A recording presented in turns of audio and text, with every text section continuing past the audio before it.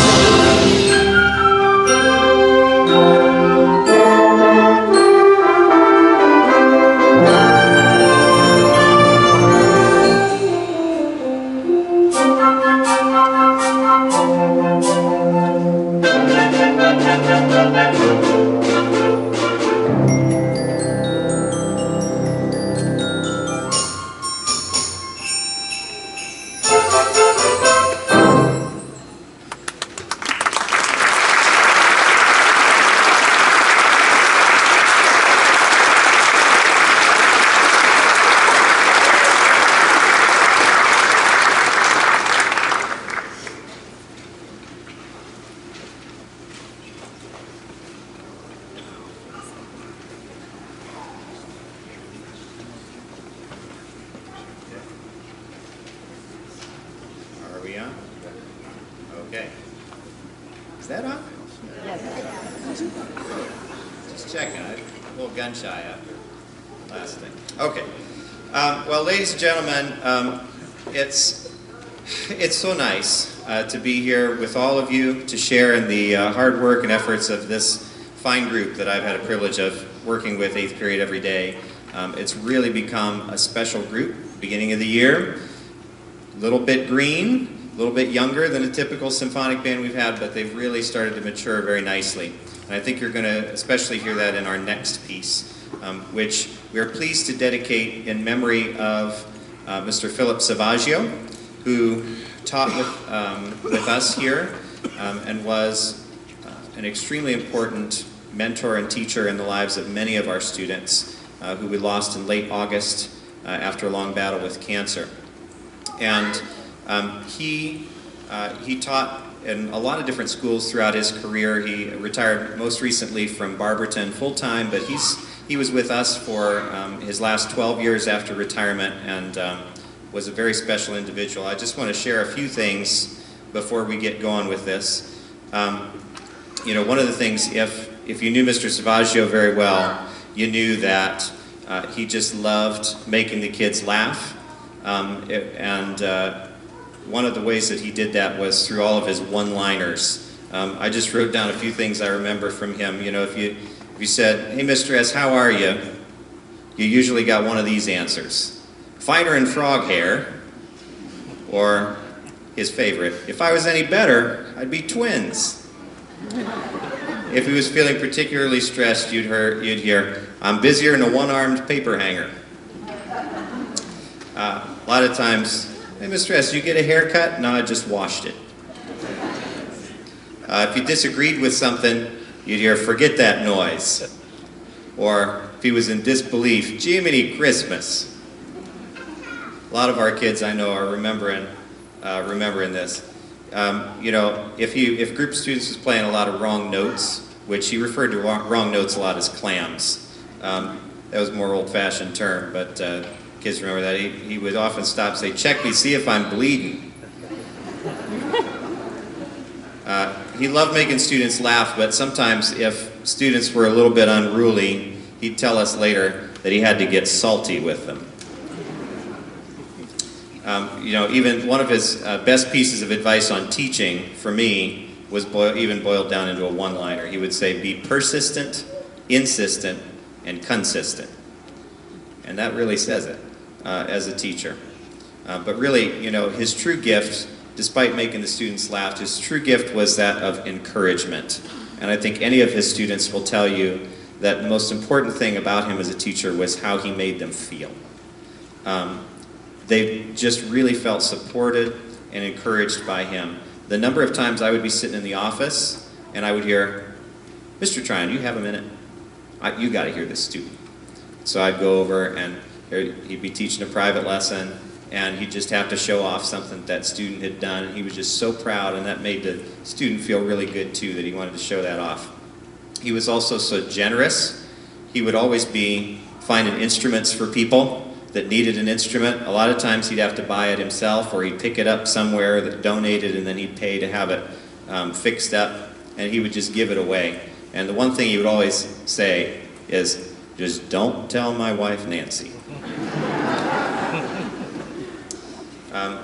I asked the students for their feedback a little bit on him, and everybody turned in a little half sheet with just anything that they remembered. And a lot of the students that weren't flute players or woodwind players maybe didn't have him as a teacher, but that didn't stop them from still writing something that they remembered about him. And I just wrote down some of the words that they used. He was kind, smiling, joyful, passionate, encouraging, uplifting, and funny. And I picked out a couple of notes that I just want to read you. I'm sorry I'm taking so much time, but he was just a special guy, and I just want to take the time to say it.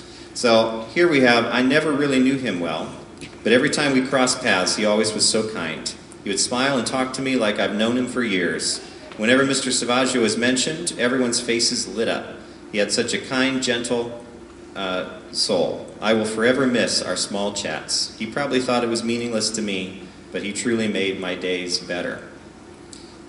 Mr. Savaggio was the teacher in charge of helping me try out for my instrument in going into 5th grade.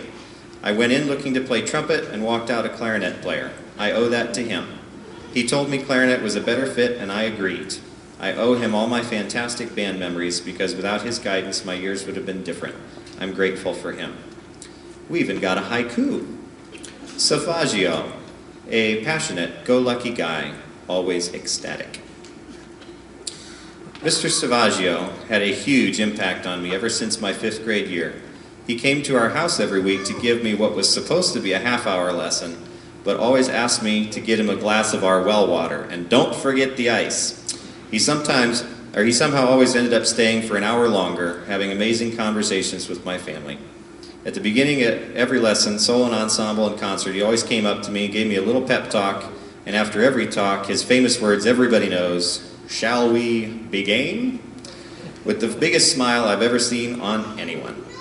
If someone ever asks me, who's your biggest motivation in band, I'll always say, everyone, all my friends and directors. But if I have to pick one person, it will always be Mr. Savaggio. So, the next piece is for him. This was a lot of words, and if you know Mr. Savaggio, you know he was a man of many words.